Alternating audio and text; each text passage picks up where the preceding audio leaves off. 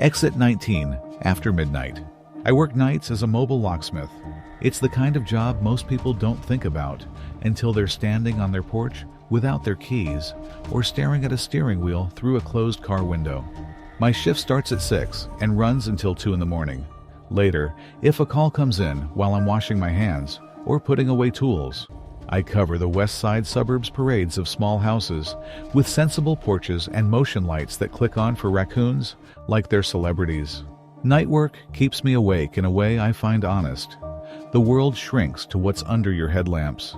You pay attention to small things: a light left on in an empty room, a curtain that's been pulled a few inches since you parked, the way cold tightens the metal of a deadbolt until it sings faint when you touch it. We run everything through a dispatcher named Rich. He's a former tech who blew his hearing out in a machine shop. He speaks like he's measuring each word on a scale, careful, loud enough to land. At 12:47 a.m. on a Tuesday, Rich patched a call through. "Female voice," he said. "Says she's locked out. Kid inside asleep. Address is 412 Willow Run, Lake Haven. That's off exit 19, westbound. You close?" I was 3 miles away, finishing a mailbox job. "On my way," I said. "Tell her standard protocol. ID when we get in. Proof of residence." "Already told her," Rich said. "She sounded keyed up." Everyone sounds keyed up at 1 in the morning. I punched the address into the dash tablet and followed the blue line through low streets with names that want you to feel calm. Birch, Holly, Maple. Willow Run wasn't a run of willows. It was a one-block crescent of identical bungalows with low roofs and deep eaves, the kind of place where the mailboxes all lean in the same direction, like they're whispering. The neighborhood was quiet, the way cold makes things quiet. My breath fogged when I got out. The house had a porch swing chained under the eaves, still as a held breath. A sliver of light slipped under the front door.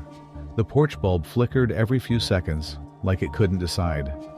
I rang the doorbell, which made a sound like a toy xylophone 2 rooms away. "Hello," I called. A woman's voice answered from somewhere to my right, not behind the door. "Back gate," she said. "The lock is old, it's stuck." I turned. There was a gate between the house and the garage, chain link threaded with dead morning glories. It was latched from the inside. The alley beyond was dark. I could just make out a recycling bin, its lid bungee corded against wind, and a glint of bottle glass. I didn't walk toward the gate. "Ma'am, I can open the front," I called. "I'll need your ID once we're in. Is your child okay?" She didn't answer the question. "Front is jammed. Please, can you come to the side? I dropped my phone back here. I've been knocking, and he won't wake up." That slid under my skin in a way I didn't like.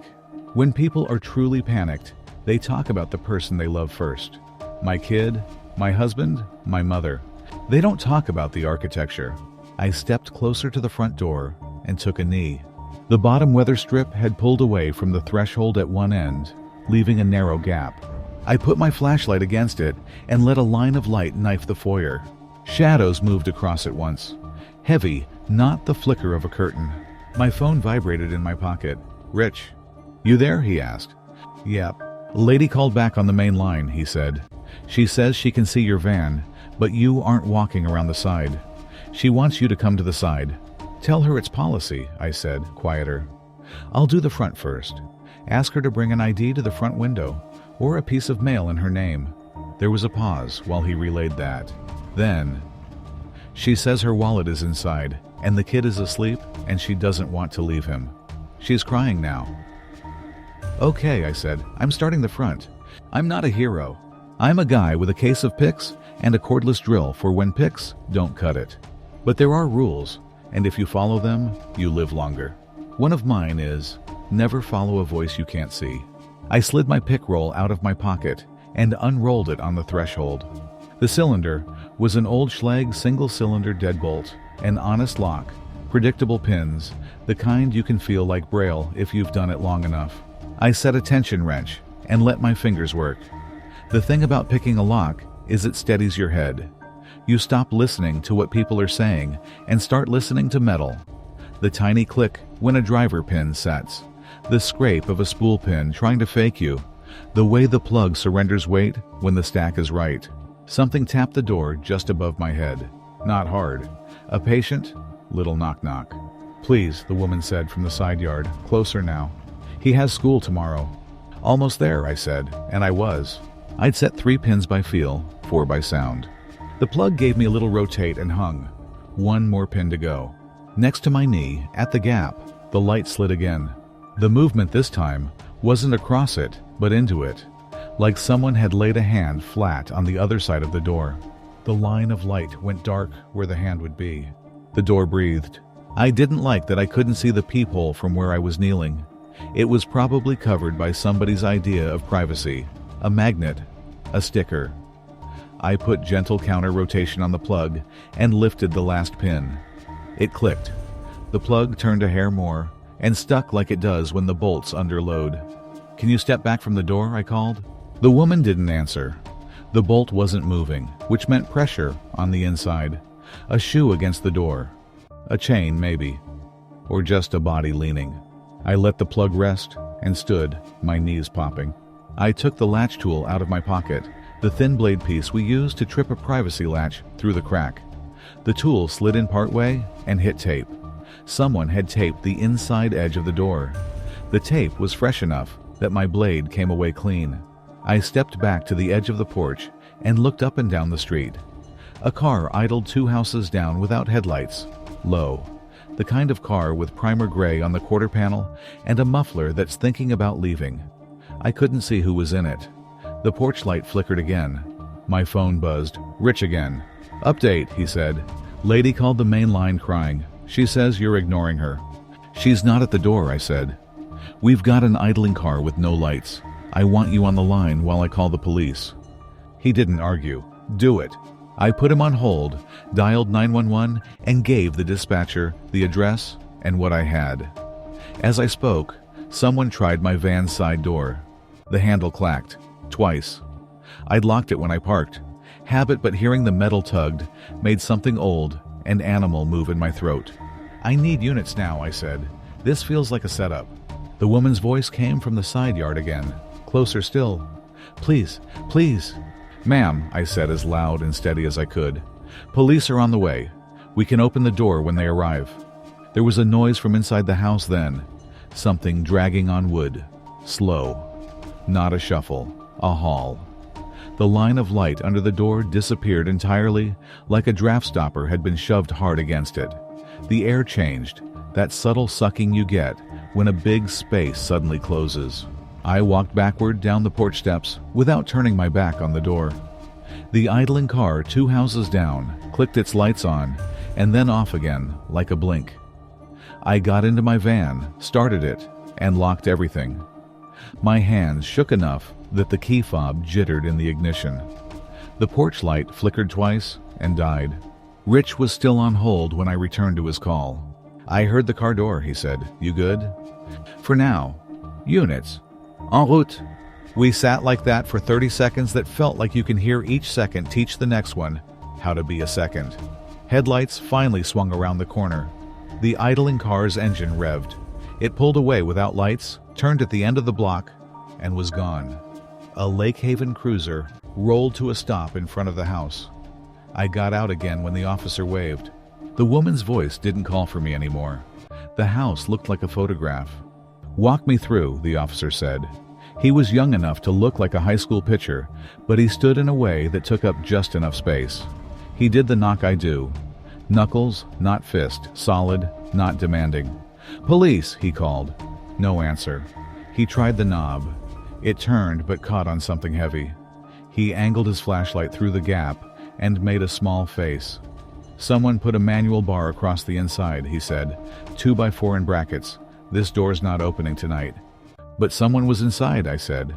Someone was on the other side of the door while I had the plug, and there was a woman's voice. He looked at the gap again. No lights inside. Smells like ammonia. It does, I said. Relief washing through me, because I hadn't imagined that. He glanced back at the porch columns. On one of them, at shoulder height, someone had stuck a little circle of tape, like a target. He peeled it off and showed me the backside hair stuck to the glue, maybe from a wig, maybe from a brush. Let's take a walk around, he said. The side gate was latched from the inside with a bent nail. The alley was empty. The recycling bin was clean. No bottles. The backyard had footprints in the light dusting of frost, too many to sort. The windows were painted shut. At the back door, the lock had been picked before, chewed a little by someone impatient with a drill bit. He lifted the flap on a rusted mail slot and sniffed again. "Been empty a while," he said. "Vacant?" I asked. The officer ran the address through his radio. The reply came back quick. "Bank-owned, utilities off since September. No occupants on record." The last meter reading was a month ago for winterization.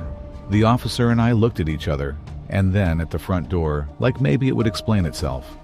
He took my information, wrote the call up as a suspicious circumstance, and asked me to email any dashcam footage I had.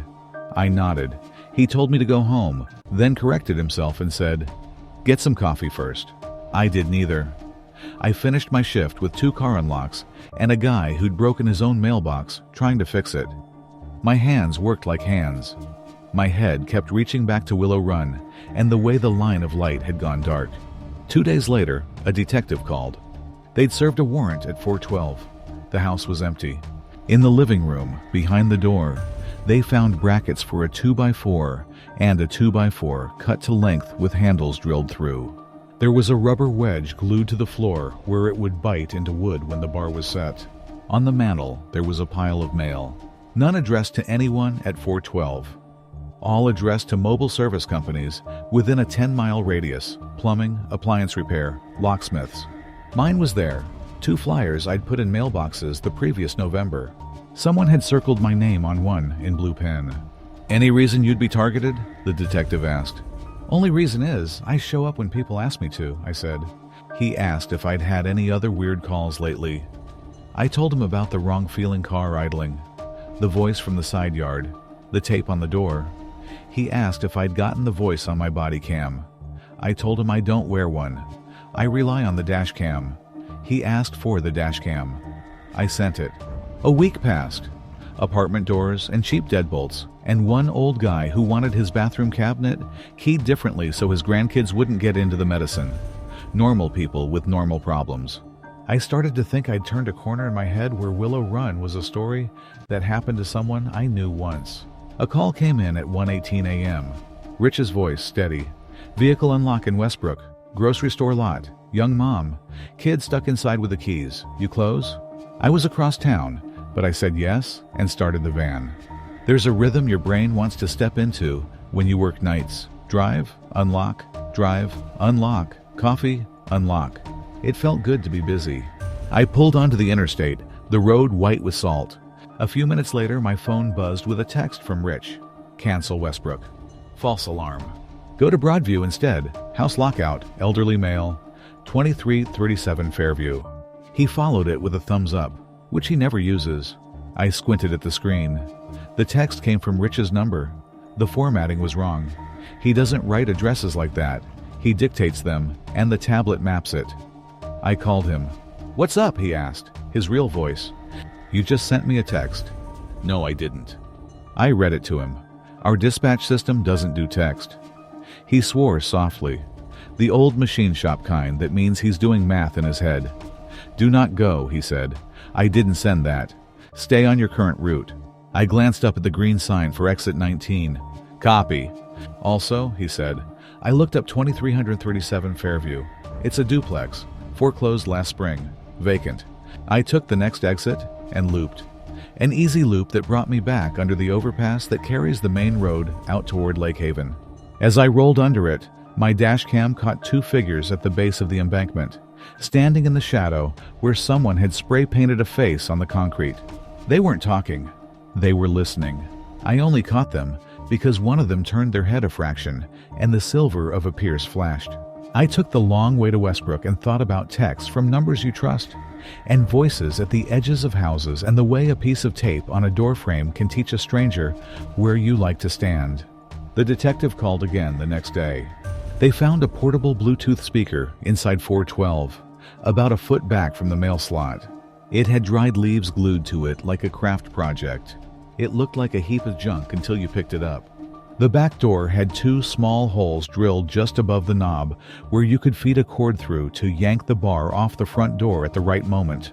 In the basement, there were footprints in dust, not from a woman or a kid, but from boots. 1 pair with a stone stuck in the left tread. Behind the furnace, they found a stack of printed pages, service company listings, maps with highlighter circles, notes in block letters. Quiet Street. No dogs. Last patrol, 2:15. What about the voice? I asked. Could have been anyone, he said. Could have been a recording. Could have been a woman. Could have been a man good at sounding like a woman. You know the kind of people who do this. They lay traps. You didn't step into it. That's the story. I wanted that to be the story. It felt too tidy next to the feeling I still had at the base of my skull. A little pressure, like a thumb. I replaced my van's magnetic signs with vinyl lettering you can't peel off without a heat gun. I changed my route patterns so I didn't pass the same corner at the same time 2 nights in a row. I started backing into driveways so I could pull forward fast. I told Rich to call me voice on every job. No more tablet-only pings after midnight. He said he'd already done that for everyone. He said the other shops had heard about 412. The other shops all had a 412 of their own in some version, some street, some exit. The last thing happened on a Sunday, right before dawn. I'd just finished a safe combo change for a dentist's office. The light in the lobby fish tank clicked on for day, and all the tetras lifted like confetti that decided not to be trash after all. I sat in the van and took off my gloves, and my phone buzzed with the doorbell camera from my apartment. Motion detected at 4:06 a.m. I tapped the live view. The feed came up slow, like it was waiting. The lens caught the edge of my doormat and the shadow of my own car parked at the curb. Someone stepped into the frame and crouched by my driver's door, slow, deliberate, like they had time to do it right. They wore a hood and gloves. They touched the handle lightly once. They stood and stepped back, then leaned in toward the camera, too close for the lens to focus properly. They tucked something under my windshield wiper and left. I watched them go out of frame, waited, watched the street stay empty, waited more. I called a neighbor Mark, the retired mail carrier who always wakes at 4. He shuffled outside in slippers and lifted the note. He held it up to the camera, and because his hands shake, it took him a second to get it clear enough to read. It was a yellow sticky note. In blue block letters, "We only needed you to open 1 door." Mark swallowed and looked up and down the street like he wanted to find the person to give the note back to. He stuck it in his shirt pocket, came to my apartment door, rang, remembered I wasn't home, peered into the camera again and said, "You want me to call somebody?" "I already did," I said, my voice in my own ear through the tiny speaker on my sill. When I got home, the sticky note was on my kitchen table, under a paperweight my sister sent me years ago, a glass bubble with a fish frozen mid-swim. The police took the note and the clip. They did what they could, which is more than nothing and less than enough. I still work nights. The world still shrinks to what my headlamps can hold, and I still like that, and I still hate it on certain streets. I still answer calls because people still lock themselves out, and somebody has to bring the outside and the inside back into agreement. I still kneel at doors and listen to metal. I still say "almost there" when I'm almost there. Sometimes I go to a house and the porch light flickers. Sometimes I hear a voice where I can't see a body. When that happens, I stand up. I decline the job. I tell the person we have to wait for police. If they cry, I apologize. If they swear, I apologize. If they ask my name, I lie. Once, a month after 412, I drove down Willow Run on purpose during the day. The house had a realtor's lockbox now, and a sign out front with a photo of a smiling agent. The kind of smile that says the kitchen has been tastefully updated. The porch swing had been rehung with new chain. Someone had planted mums in 3 matching pots, yellow, orange, red. A girl in a pink jacket rode a scooter past, 1 foot out like a dancer, her father walking behind her with a coffee, not thinking about the door to 412 any more than you are thinking about your own door right now. I stopped at the sign and pretended to read the listing sheet. I watched the mail slot. A leaf blew across the porch and fell through the slot like a trick coin. The house exhaled the smell of coal dust and ammonia and old dish soap.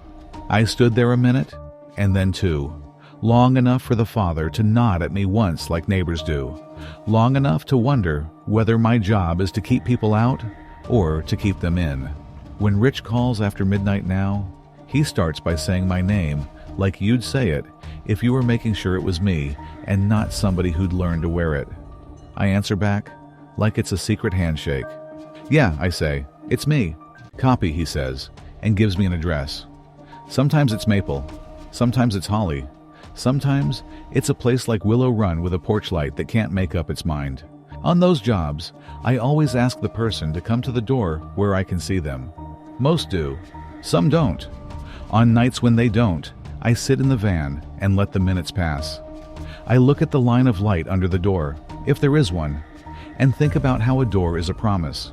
It says you can separate what's yours from what isn't, and all it takes is a piece of metal you can carry in your pocket.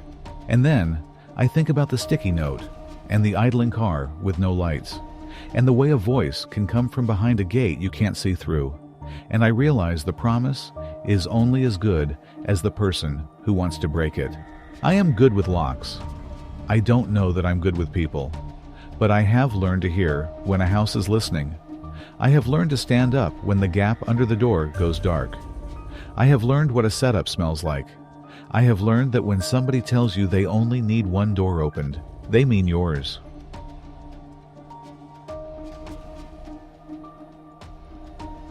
The house at the edge of the lake. I booked the cabin because the listing said quiet in the shoulder season.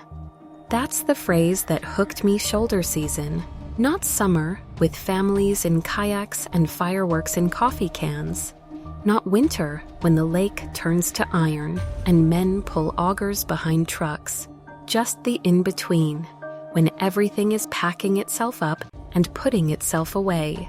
I wanted a month to finish my book proposal. My therapist called it a retreat. My mother called it you being dramatic. I called it October. The cabin sat on the American side of a border lake, 2 hours from the nearest airport. The drive-in was all flaming maples and roadside farm stands selling the last bruised apples. You could smell wood smoke long before you saw the first chimney. The owner had texted that she'd leave the key under a turtle-shaped rock by the steps. "Dock is roped off," she added. "Boards slick after rain. Please respect." By the time I arrived, it was almost dark. The house had that look cabins get when nobody's there to see them stooped a little. Windows reflective, like an old dog watching the road. I found the turtle rock, found the key, and shouldered the door open. The inside smelled like cedar and dust and something faintly sweet, like dried chamomile.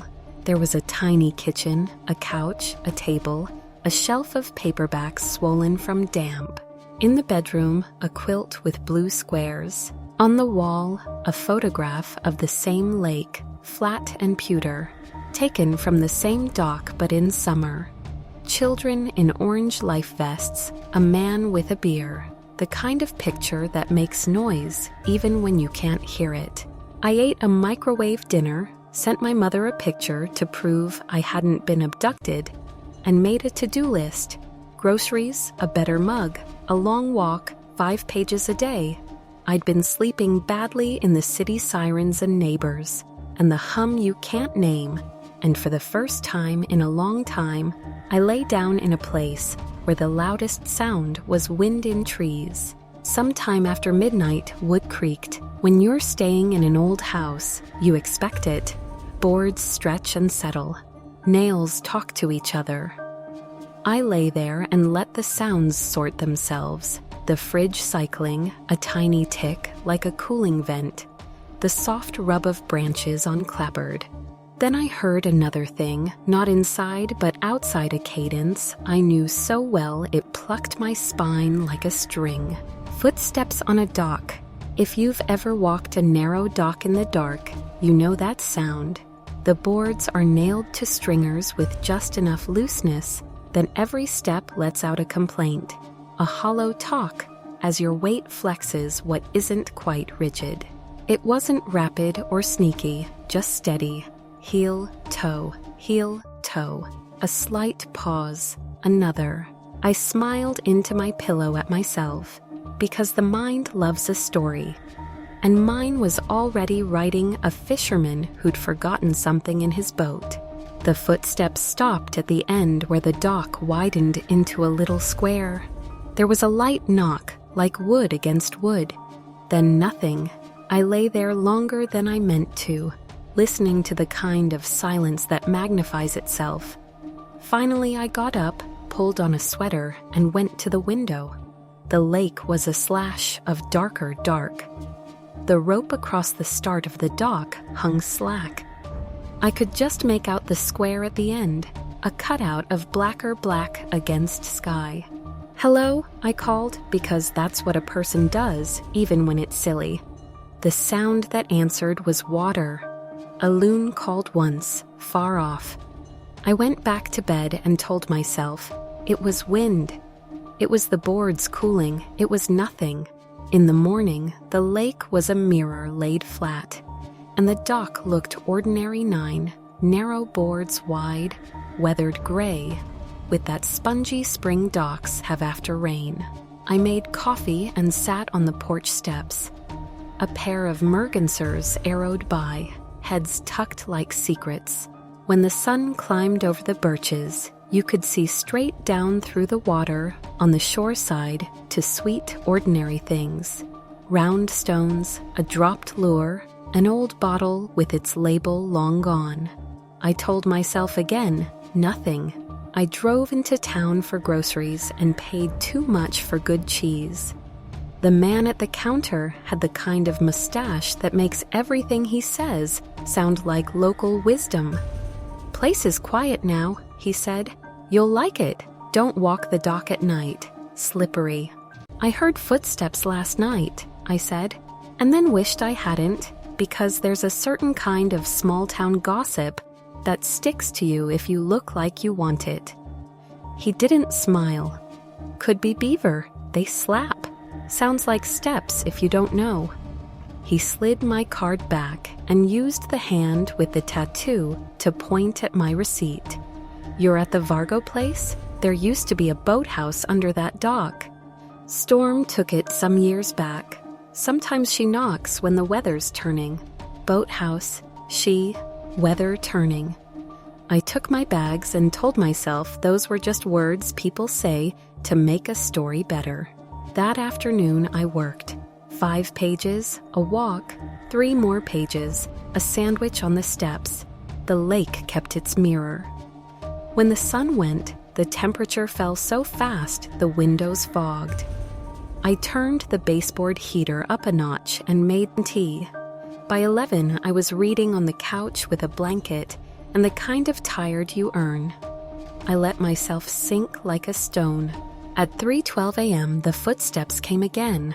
I know the time because I rolled over and squinted at my phone when the third talk landed. Same cadence as before. Slow, careful, someone with their weight forward. "Hill to," a pause, another. I sat up without turning on a light. The cabin listened with me. The heater clicked. The footsteps stopped at the end of the dock, where wood meets water. The faint knock, like last night. Then a new thing, a wet, breathy sound, as if someone had let out air after holding it too long just under the surface. I stood, grabbed my flashlight, and went to the door. The beam made a tunnel. Moths blundered through it like ash. The dock was a shape at the edge of the yard. I followed the path of split logs and stopped at the rope. Cold tightened my fingers around the flashlight. "Hello," I called again, quieter. The surface of the lake just beyond the square was troubled as small rings expanding. Not from rain, not from fish. Like bubbles rising where there shouldn't be bubbles. The flashlight gave me more tunnel. In its circle, the end of the dock gleamed with wet, as if someone had just stepped off. The smell blew in then, not fish or rot, but something clean and green and a little sweet, like lakeweed crushed in a hand. The beam skimmed the water and caught a darker form just under the shine-something square and shadowed, like roof boards a foot down, air trapped beneath. The hint of a beam, a nail head. It made a geometry that didn't belong to water. I did not step onto the dock. I stood there and let the cold bite my ankles and listened, which felt like the only honest thing to do. The water stitched itself flat again. The dock didn't speak. I left the rope alone and went back inside, shut the door quietly, and watched the window reflection until I fell asleep sitting up. The next day I wrote, then didn't. I Googled old boathouse drowned dock danger, then closed my laptop when the articles turned into accidents with names and dates. I made a sandwich I didn't want and ate it anyway. The cabin creaked the way wood does after a night of cold. At the kitchen sink, the tap dripped twice after I turned it off, then stopped. When I walked from the bedroom to the bathroom, a board under the hallway rug gave a little down sigh, like somebody stepping aside. At the bait shop by the bridge, I bought a better flashlight. A woman in a ranger hat stood by a rack of maps, telling a boy with muddy knees not to throw rocks from the walking bridge.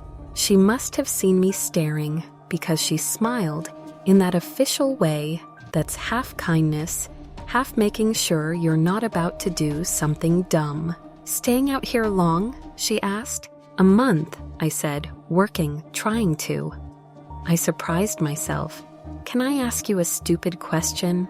"Those are the best kind." "Is there? I heard the dock last night, like footsteps, twice now. I didn't go out there's a rope, but it felt..." I searched for a word that wouldn't sound like a headline. It felt like someone knows to stop at the end. She studied my face like she was looking for the kind of person I might be. "A lot of docks talk," she said. "Most are just wind and expansion. The Vargo dock's different. Came with a submerged boathouse that never quite left. You get thermoclines, pockets. Every fall when the lake turns, gases come up through the old beams. Sounds like walking if you've got a mind to hear it." "Gases," I repeated, relieved by the science and not relieved at all. "Don't go out after dark," she said, gentler. "And if something knocks, don't knock back. You tell the water you're home and she'll keep coming."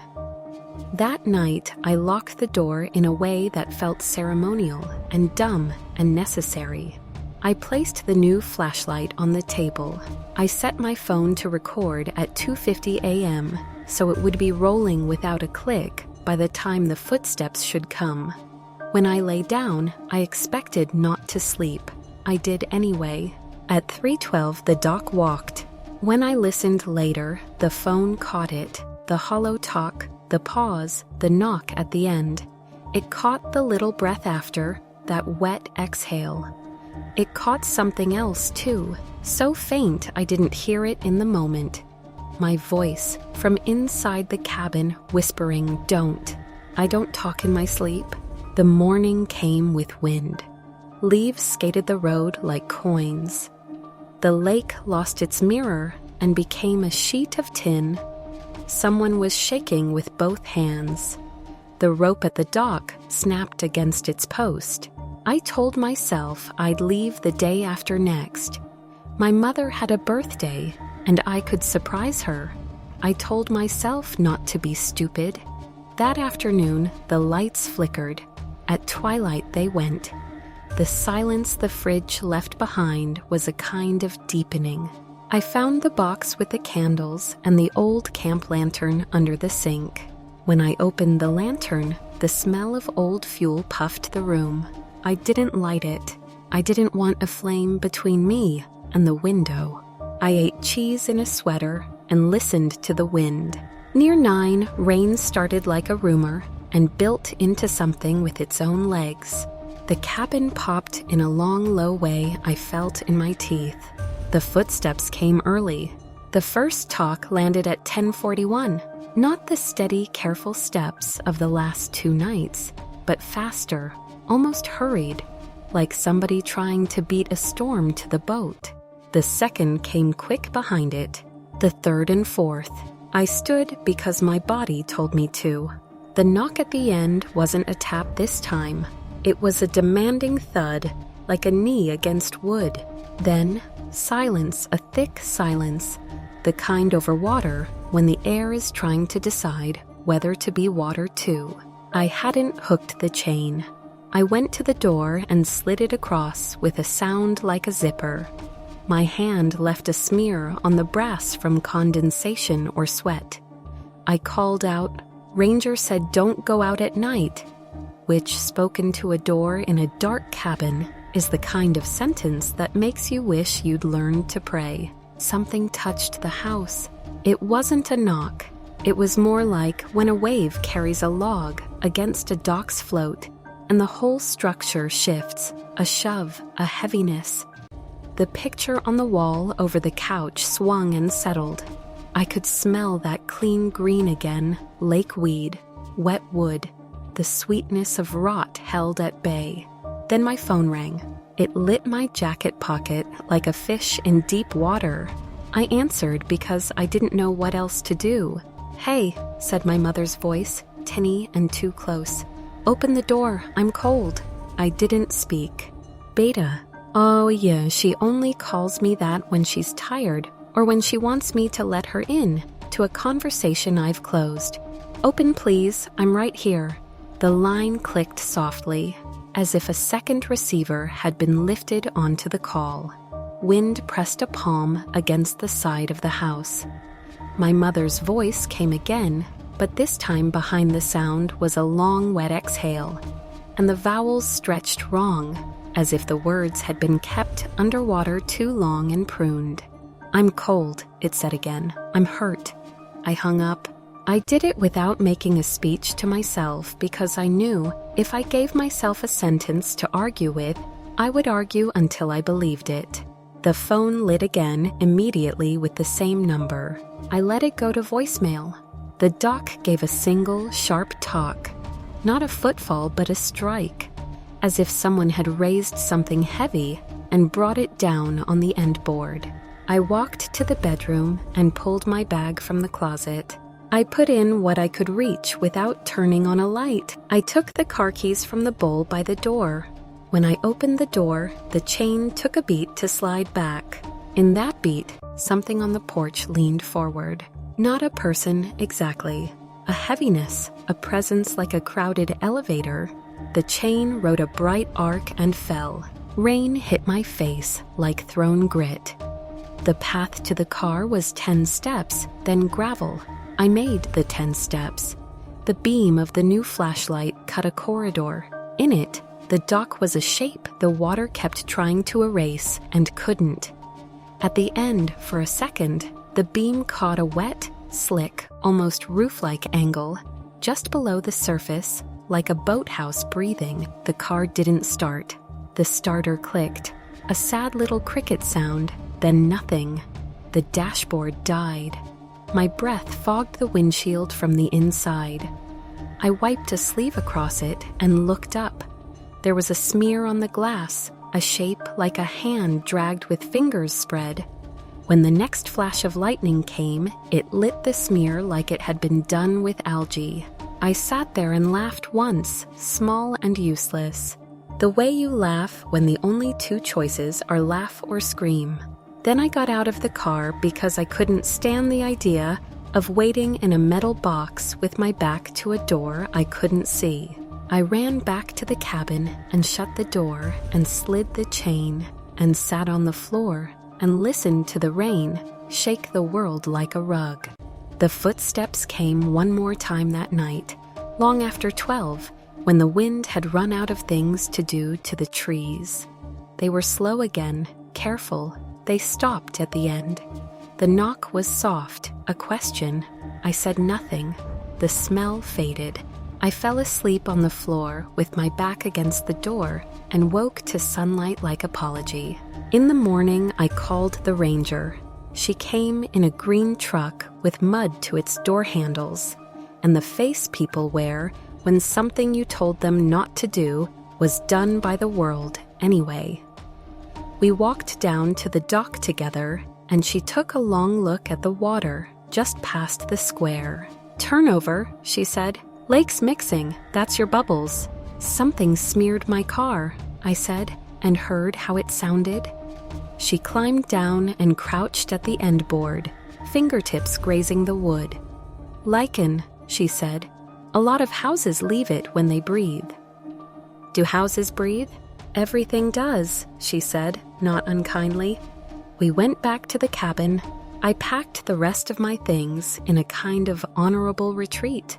When I pulled the quilt back to fold it, something slid out from between the blanket and the sheet. A small, sun-faded notebook with a cracked vinyl cover. Vargo Rentals was written on the front in blue ink. Inside were dates and names and amounts. And on the last few pages, someone had used the book for notes that weren't billing. "Don't walk after dark. Rope back up after rinse. 3:12. She knocks twice in the fall when the boards float. Do not call back." The ranger read over my shoulder. "Old owner," she said. She drowned out here, not in the boathouse years later. Slipped in April when the ice was going. People don't keep track of how grief rearranges what a place sounds like. I left that afternoon. The car started like nothing had ever happened to it, which made me want to cry for reasons that had nothing to do with batteries. In town, I returned the lantern I hadn't lit and bought a thermos I didn't need because it felt like kindness to myself. The man with the mustache didn't ask why I was leaving early. "Shoulder season," he said, as if that explained everything it needed to. I stayed at a cheap hotel 2 towns over where the hallway carpet smelled like chlorine and the ice machine made a sound like swallowing. I slept with the TV on so someone else would be responsible for the voices in the room. At 3:12, my phone vibrated on the bedside table. Voicemail 1 unknown. I lay there and watched the blue hotel light make a shadow box of the curtains. In the morning, I listened. Footsteps on a dock, slow, careful, the knock at the end. And my voice, quiet as a second heartbeat. "Don't." I saved the message, not because I wanted to listen again, but because deleting it felt like answering, and I didn't want to open anything that had already found me. When my mother asked how the retreat went, I told her I got some pages done, and the lake was beautiful, and the leaves were the color of coins. I told the truth in all the ways that didn't matter, and kept the part about the dock the way I keep my hand on the chain until it's fully set, quietly, like a person who has learned the difference between a knock and a door. The last room on the 3rd floor. I took the resident assistant job because the stipend covered rent, and the building looked like something out of a postcard red brick. Arched windows and a little clock tower that rang on the hour even when the wind stuttered. St. Aurelia Hall used to be a convent, then a boarding school, and finally student housing for Erasmus Exchange kids like me. It sat 2 tram stops from the center of Leuven, tucked behind a sycamore-lined square where pigeons bobbed like old men with their hands behind their backs. My room was on the 3rd floor, at the end of a corridor that curled like a spine. You could feel the building's age in the floorboards. They bowed and sighed under every step, so you learned not to sneak. The walls always told on you. I had the last room but one. The actual last room 3F17 was bricked up to waist height and boarded the rest of the way. Someone had painted it the same pale green as the corridor, but the boards were newer, the nails bright and mean. A little brass plate still hung there, 3F17, engraved in a neat serif that matched none of the others. "Storage," said the caretaker the day I moved in. His name was Don. He had a cigarette voice and the kind of mustache that made him look permanently skeptical. "We keep it shut. Roof leak long time ago. But why board it up? I asked. He shrugged like I was the one being strange for noticing. Cheaper than repairs? I didn't press. It wasn't my room, and I had too many boxes to carry and too many forms to sign. My job came with keys, a faded first aid kit, and a binder full of rules. No guests after midnight. No candles. Quiet hours began at 10 on weekdays and midnight on weekends. But really started when the clock tower rang 3. Because even drunk students understand there's a point when laughter becomes arguable violence. I learned the building's noises quickly. The laundry machines hummed like a hive in the basement past the old chapel. The radiators ticked when they came alive and clanged like dropped pots when the heat traveled through them too fast. The third-floor corridor had its own sound, a shallow kind of breathing. You only noticed it when you stopped walking, like the space behind you exhaled to see if you would turn. I started hearing it my second night. I'd returned from a late supermarket run, milk sweating through a thin plastic bag, keys between my teeth while I fought my lock. The corridor stretched behind me, dimly lit by sconces that buzzed with a flytrap blue. It was after midnight. Most doors were dark, and then I heard the breath. Just one soft sigh, the kind a person makes when they've found something they've been looking for. I turned because of course I did. The corridor was empty. A draft might have come from the stairwell. The fire door there never closed right. I told myself it was that. I told myself a lot of things in those early days. Students trickled in over the next week. Marta from Galicia moved in next to me with a suitcase full of spices that made the corridor smell like cumin and orange peels. A pair of French boys at the far end dragged in a futon between them, arguing cheerfully through the doorframe. Lena from Finland plugged a kettle into the outlet outside her room because her cord didn't reach. And we all learned the breaker's trip if you boil water and microwave instant ramen at the same time. I settled in. I learned names, handed out spare blankets, logged 2 noise complaints, and once mistakenly confiscated a Bluetooth speaker that turned out to be a white noise machine someone used for anxiety. I apologized to her twice and brought her tea. She cried anyway and said thank you anyway. Everyone was a little brittle and new. The binder said I had to do rounds at night. It also said to check unoccupied Omar's secured rooms.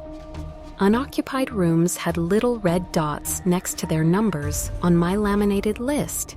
3F17 had 2 red dots and a sticky note stuck to the plastic sleeve. Do not open. The note was old enough to have grown a ghostly square of adhesive around its edges. The first time I passed 3F17 alone at night, really alone, deep night, when the whole building seemed to float, I felt the hair lift on my arms as if someone had brushed past me.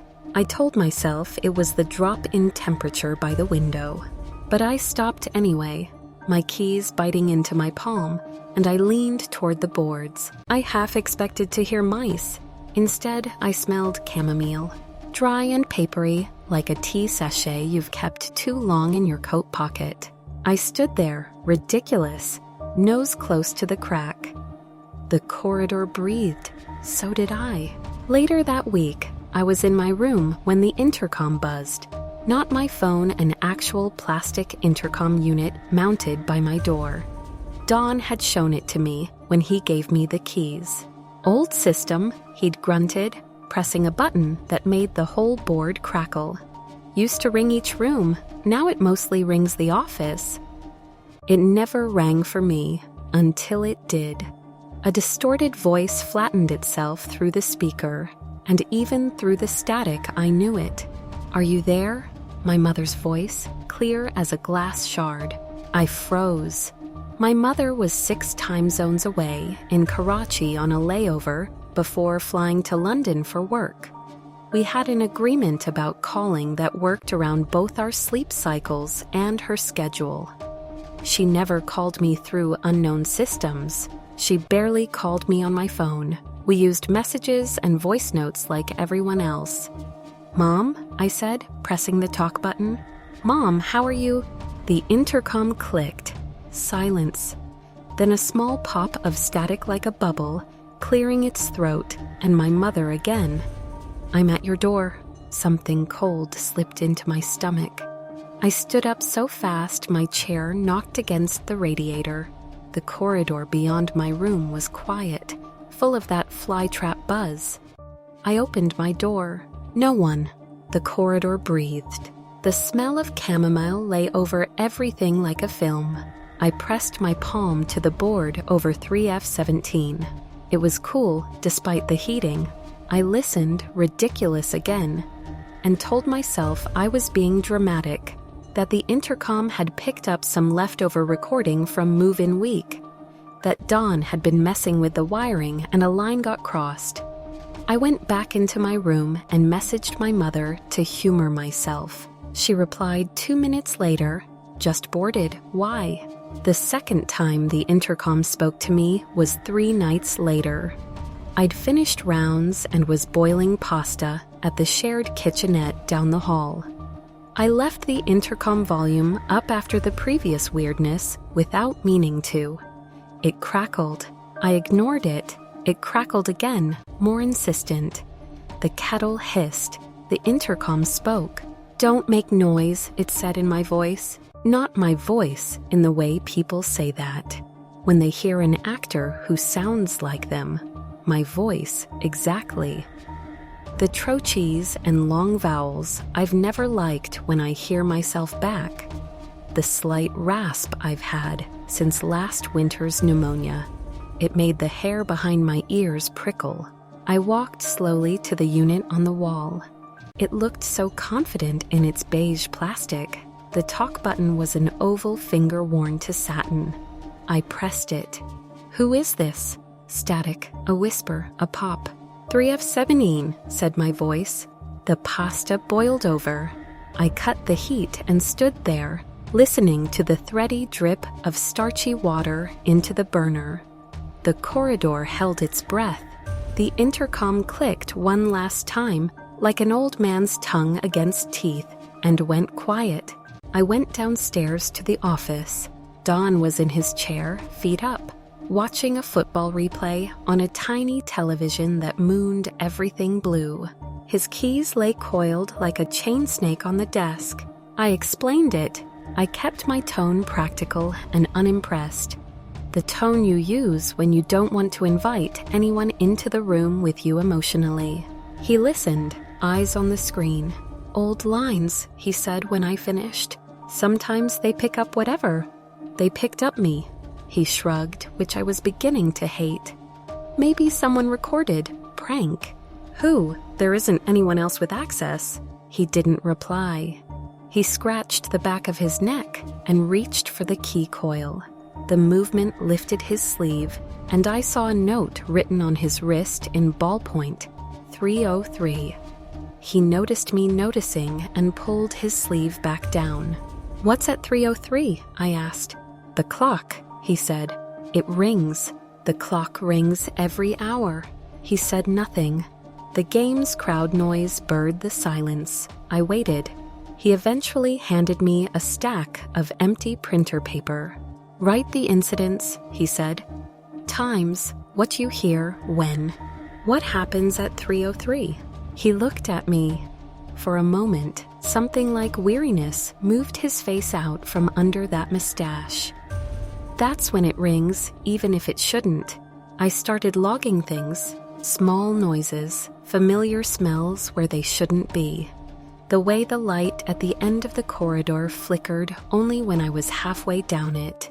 Little pieces of proof for myself, tucked into a file folder labeled Incidents, which made everything feel official enough to tolerate.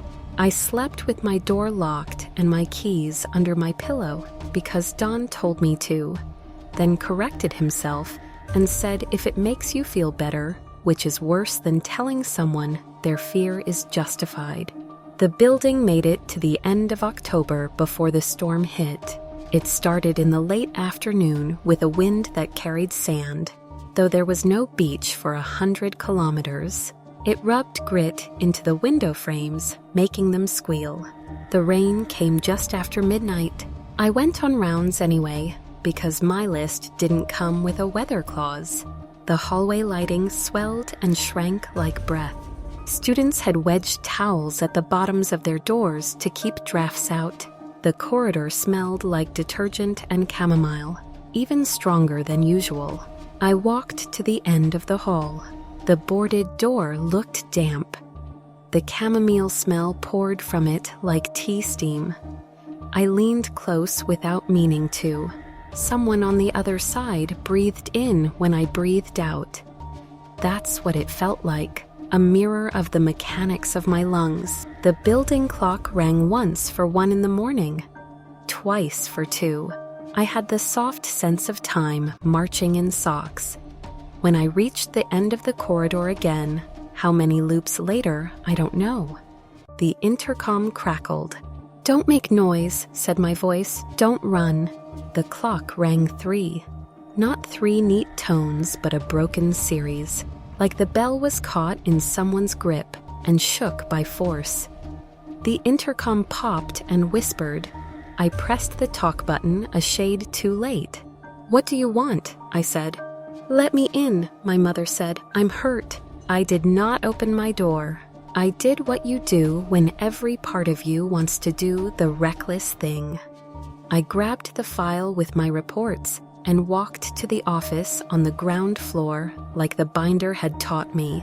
My legs shook more from effort than fear, or that's what I told myself on the stairs. The rain's voice deepened as I went down, as if the plumbing were storming too. Dawn wasn't there. The small television was on mute, showing a newsreader with hair that didn't move no matter how the world did. The keys lay where they always lay, coiled obediently. I picked them up. There's a weight to authority. It did not feel good. I went back upstairs. The chamomile smell was stronger now, bending towards sweet like tea leaves left to stew too long. I stood before 3F17 and found the master key that matched the 3rd floor tag. It wasn't shaped like any of the others. It was longer, with notches that looked like a city skyline. It shouldn't have worked on a boarded door. I don't know what I expected, to press the key gently to a seam and unlock whatever theater was happening on the other side. To verify the absurd and satisfy it and then lock it back up. But when I slid the key into the brass plate below the numbers, the one I'd assumed was purely decorative, I felt a hidden lock catch. The exhale behind the door deepened. Something smiled in the wood. The key turned. The building clock did not ring because time held its breath, and so did I. The boards didn't fall away or open like shutters. Instead, the corridor itself shifted. I felt a tiny pressure in my inner ear, the sensation of an elevator in that first moment of movement. The light at the end of the hall blinked. I blinked too. When I opened my eyes, the boards were gone. The corridor had not changed except it had. The paint was the same wrong green. The lights were the same buzzing bodies. But where wood should have been, there was a door. It was simple and varnished, and smelled like sun-warmed varnish, which made no sense at all in the middle of a storm. The brass plate still read 3F17. The key turned heavy in my hand, as if it had absorbed something. I opened the door. The room on the other side was mine. Not like mine. Same narrow bed with the same frayed blue blanket. Same second-hand wardrobe with the sticker shadow where someone had peeled off their favorite band's logo 10 years ago. Same desk with the gouge on its edge where I'd once dropped a mug. On the desk lay the file I was holding, except I was also holding it. I looked down. I had the binder. I looked up. The binder lay open to a page I hadn't written yet. Incident 303. The voice asked me to open. Stop, I said out loud, because it was either that or scream, and once you start screaming, you don't stop by choice. My other bed was unmade. The pillow bore a shallow hollow, like a head had been there recently. My jacket hung from the chair, the way I leave it when I'm careless. The window was latched, rain streaked its glass white. Dawn, I said, because it felt grown up to look for a practical name to attach to a practical problem. If this is a joke, I didn't finish because the intercom in that room crackled, and my mother's voice poured through in a kind of private music. I'm at your door. I turned. The room's door was the door I'd just come through. Beyond it, the corridor hummed. The chamomile smell was inside now, faint, like a ghost of steam. I could feel a weight behind me, the presence you sense when someone is standing too close behind your shoulder. I couldn't bear to look at it yet, so I looked at the desk instead. On the desk lay a second thing I hadn't noticed, the old kind of cassette recorder teachers used when they still took notes on tape. It was plugged into the wall. The red light glowed like a watchful eye. The cassette inside had a tiny label, written in a precise, nun-like hand. Listener. I pressed play. My own voice filled the room, but softer, like I had been trying not to wake anyone. Incident. First week. Breathing in corridor. Smell of chamomile. A click. A pause.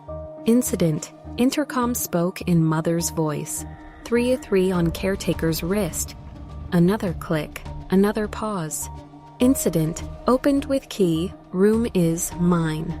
I didn't remember recording this because I hadn't, and yet there my voice was, narrating me forward like a rope pulling in the dark. Behind me, the weight shifted. It was the sound of a person realizing another person has realized they're there. I have never in my life moved faster than I did turning toward that motion. If there was a face to see, I didn't see it. Perhaps there was only the suggestion of a nurse's white cuff, like the convent's leftover uniform. Perhaps there was only my own afterimage, like a mirror you catch on a bad day. It doesn't matter what it was. What matters is what it did. It took a breath, and the room took a breath with it. And I understood that if I let it line its breath up with mine, it would step into my mouth and live there. I ran. I didn't run through the door. The corridor behind it felt too long, too slow, like a mouth you have to cross to be swallowed. I ran to the wardrobe because there are always doors, inside doors, if you remember where to look. I threw it open. Coats swung like tall, surprised birds. Under the coats, where the skirting board met the floor, there was a narrow cutout I'd never noticed. A maintenance hatch or an old dumbwaiter, opening long since sealed. Except it wasn't sealed here. It yawned, a rectangle of dust and black. I dropped to my knees and slid into it on my stomach, like a child disappearing under a bed in a game that grows teeth. The space was a shaft with iron rungs. I gripped them and climbed down. Air rose from below, cool and old, smelling of wet stone and something herbal, chamomile's deeper cousin. The recorder's voice above me continued to narrate, tinny now, as if the room itself were listening. Incident. Found the hatch going down. The rungs ended one floor below. I landed in a maintenance passage that didn't exist in any map I'd been given. It ran behind the student rooms, like the thin cavity behind a mouth's teeth. The walls were the original brick, cold and damp. Pipes ran along them, like creeks that had been disciplined with metal. I moved along the passage, counting doors by the rough measure of my footfalls. until I reached the space that should have sat behind 2F17. There was a hatch there, too. It was bricked up in my world. Here it was only a thin sheet of wood, easily pushed. I pushed it. It stuck. I pushed harder. The wood gave with a sound like a cough, and I spilled into a second-floor storage room full of broken chairs and disassembled bed frames. Dust blew up and coated my tongue. My knees banged into something hard. I swore, which felt reassuringly ordinary. I stood up, brushing grit from my palms, and heard the intercom crackle through the walls. Not from this floor, from above, from my floor. "Let me in," my mother said to someone who wasn't me. "I'm hurt." I found the corridor door and bolted it open. The second-floor hallway was lit brighter than mine ever was. Students had strung fairy lights along it, and they diluted the building's strange into something almost sweet. I ran to the stairwell, took stairs 2 at a time to the 3rd floor, and paused when I reached the top because the corridor wasn't mine. It curved the wrong way, like a paper you've turned upside down and tried to read anyway. The paint was too clean. The boards were too new. The last room was not boarded. The brass plate read 3F17 in that neat serif, and the door was ajar. Someone was standing inside. A girl in a gray hoodie with her hair twisted up into a knot she'd forgotten to secure. She had my file open on the desk, the incidents tab splayed like a tongue. She turned at the sound of me, and we looked at each other, and it was like looking at a cousin you've only seen in photographs. Enough familiarity to feel like recognition and enough stray angles to feel like a theft.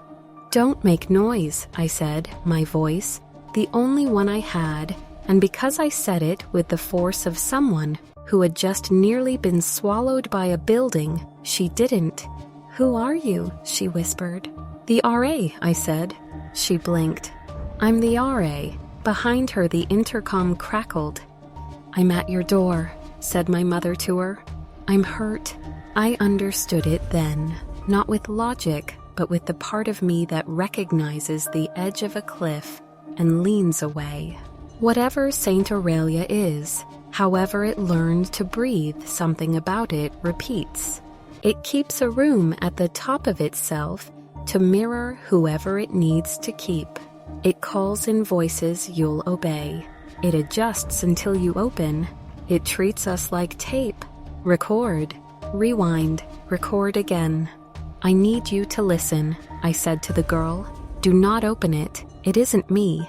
It isn't your mother either, if it tries her next.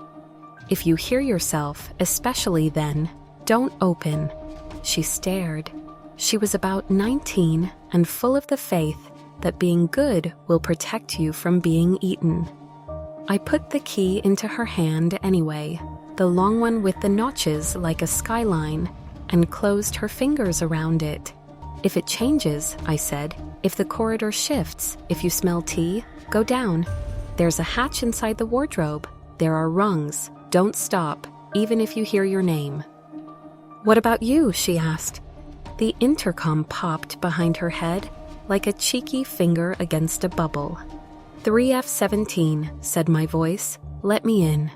"What about me?" I said, and when I smiled, it felt like a cracked plate fitting back together just enough to hold soup. "I think I've already done this." The building clock rang the wrong number. 4, 8, 1. Every bell a small bright slap. The corridor breathed inward like it had been holding itself back and could finally inhale. The girl squeezed the key. I stepped backward into the stairwell. Because you can leave a mirror by turning away, and you can also leave a trap if you don't insist on proving it exists. I slept the rest of that night in the chapel downstairs, on a pew worn smooth by prayers that were probably more practical than mine. The stained glass held the storm's light the way hands hold water messily, with spills. I woke to normal rings from the clock tower, and normal student noise, and Dawn's footsteps, and the smell of brewed coffee instead of chamomile. The boards were back over 3F17 by the time I returned to the third floor. The brass plate was gone. Only a shadow of cleaner paint showed its old shape. My key no longer fit any seam. I did my job through winter. I answered doors, flipped breakers, posted notices about quiet hours and heating schedules, and a lost bracelet with a tiny saint on it. The intercom stayed quiet. Sometimes the corridor breathed, and sometimes it didn't. I learned to sleep without waiting for it. I moved out in spring. I left my file for the next RA because leaving instructions is what people like me do, and because it felt like tucking a note into a seam of the house might teach it manners. I walked past 3F17's painted plank and touched it with 2 fingers, the way you touch a dog that once bit you and now sits politely. Months later, during a layover in Brussels on my way back from visiting a friend in Liège, I rode the tram past St. Aurelia. The sycamores had leafed in and made green shadows like old glass bottles. The clock tower showed no time at all because clocks only ever show now. My phone lit. A voice note from my mother blinked on my screen. I put in my earbuds and pressed play. Static, a breath. "I'm at your door," my voice said. "I'm hurt." I didn't open anything. I let the tram carry me 3 stops further than I needed. And when I finally got off, I sat on a bench and watched pigeons bow and bob and thought about a door that only exists for the person about to make a mistake. That night, in a rented room above a bakery, my phone buzzed one last time at exactly 3:03. The clock over the bed did not move. The bakery's ovens were already warming the city. The voice in my ear was my mother's, sweet with sleep. "Beta," she said, "you okay?" "Yes," I said, and I was. "I'm not letting anyone in."